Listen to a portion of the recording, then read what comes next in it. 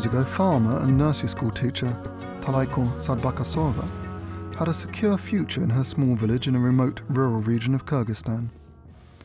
A member of a collective farm in Kochkor, the Communist Party and local authorities provided a network of professional and social services that ensured everyone had work and no one went without.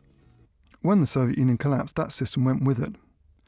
Others, like Talaiko, her family and neighbours, were left behind.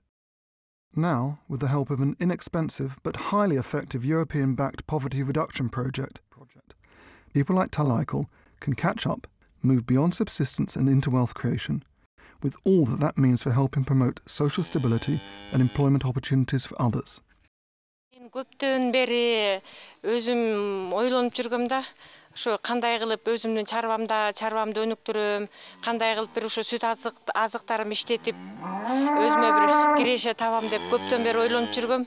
Анан ошо мен ойлогондой эле ошол мезгилде ушул курс ачылып калды. Ошондон окуп мен ошо чарбаны да кандай өнүктүрүү жолдорун үйрөндүм. Мисалы үчүн Talaiko knew what she wanted to do. Buy a cow so she could produce more milk for the various dairy lines she had in mind and, ultimately, move into the lucrative value-added ice cream business. A scheme backed by the European Training Foundation gave her the necessary know-how to manufacture dairy products on a small scale and the contacts and backing to raise the food quality certificates and hygiene approvals. Mother Nature gave her the rest. She bought a pregnant heifer for 18,000 som. The heifer gave birth to a female calf that is now producing milk for her ice cream business. Балмуздакты өндүрүү боюнча, сүт азыктарын иштетүү боюнча ошо мороженое чыгарсамбы деген оюм бар болчу.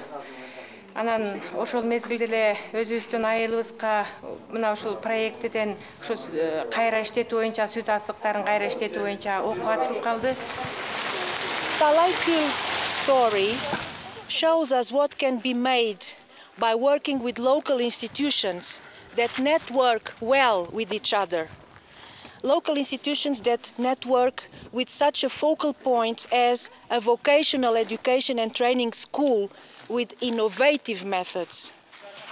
The European Training Foundation's project has a relatively small budget of around 80,000 euros a year for 2 years. And this money is not spent to buy cows, machines, seeds that are used by the farmers. This money is used to actually improve the vet school capacity to better respond to the skills development needs of the population of these farmers. So what is important here is this networking, the local partnership, the innovative method that is being used by this vet school, that is taking training out, reaching the people in where they are, where they live and work.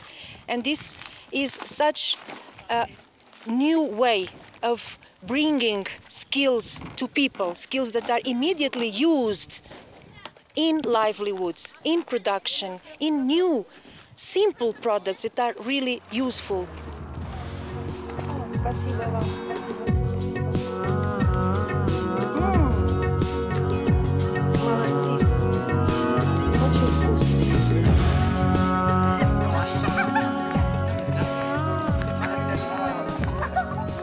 The ETF project here in Kyrgyzstan and in neighbouring Kazakhstan and Tajikistan is about transforming institutions, policies and end beneficiaries. The challenge was to find the most effective means of delivering a programme that was capable of becoming self-sustaining and self-propagating.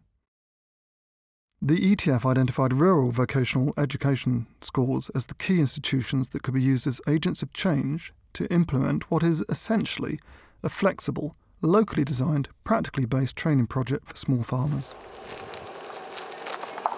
Can vet schools, vocational education and training institutions overcome their traditional role and function? Can they become open centers for learning for the whole population, particularly in rural areas? Can vet schools better respond to the needs of rural areas, of young farmers, of everybody looking for some skills to better produce, to better market, to better earn for a living? The ETF sees vocational schools as resources that can be better used and involved in processes of socio-economic development of their local communities, and that can open up for new training services better tailored to local needs. Making these changes is not easy.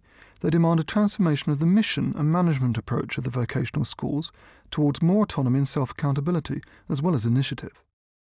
Vocational schools can become local centres for skills and professional development open to all the working population, whether farmers and entrepreneurs or those who simply want to improve their employment prospects.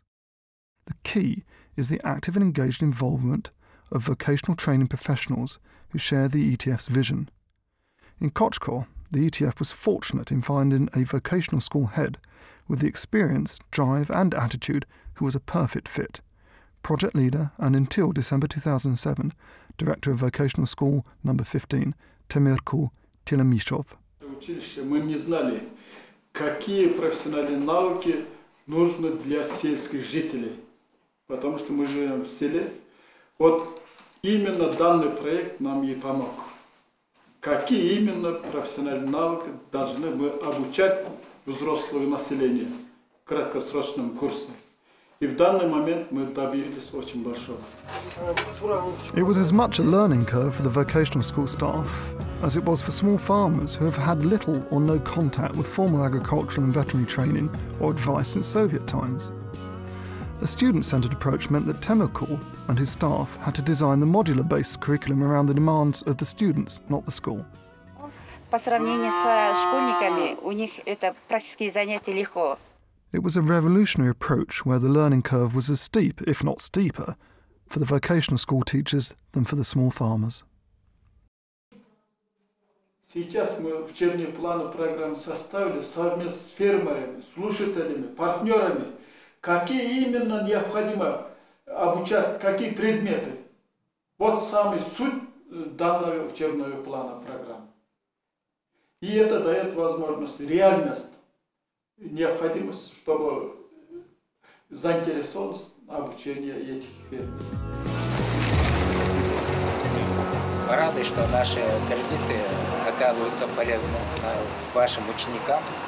И также надеемся, что несмотря на сейчас маленькие кредиты, в дальнейшем они превратятся в хороших фермеров, в интересных клиентов.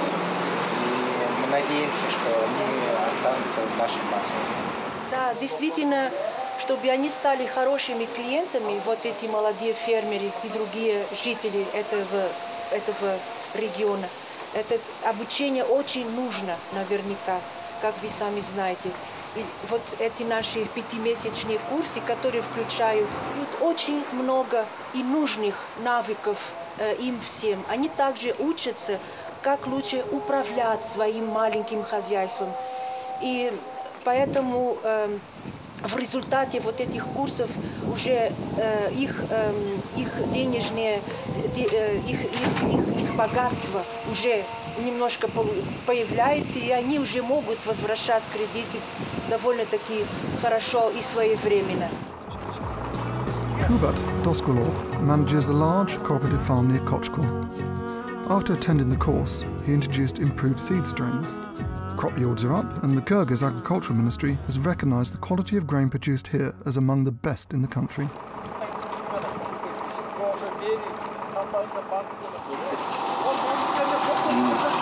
Бізден ушул бүгүнкү күндө фермерлерге окуу керек экен.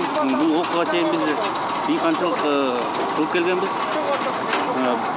Дыйканчылыкта бир топ кемчиликтерди кетирип атканыбызды ушул окуудан кийин билдик. Окуудан кийин мен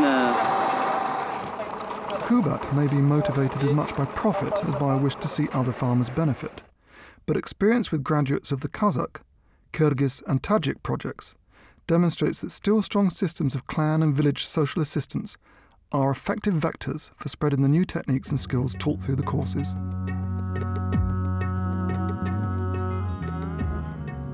Для поднятия социально-экономического уровня вообще населения этот проект очень нужен. Не только у нас в регионе, но и, я думаю, по всему Кыргызстану. И для того, чтобы этот проект развился, по-моему, надо все-таки поддержка государства. Без поддержки государства этот проект зачахнет. Это лично мое мнение. И у меня вот такой вопрос появляется. Сейчас все главы Айлюк-Мэты приходят, обращаются ко мне с вопросом, будет ли продолжаться вот этот проект в дальнейшем? Или все, на этом, на двух Айлюк-Мэту у нас остановится этот проект?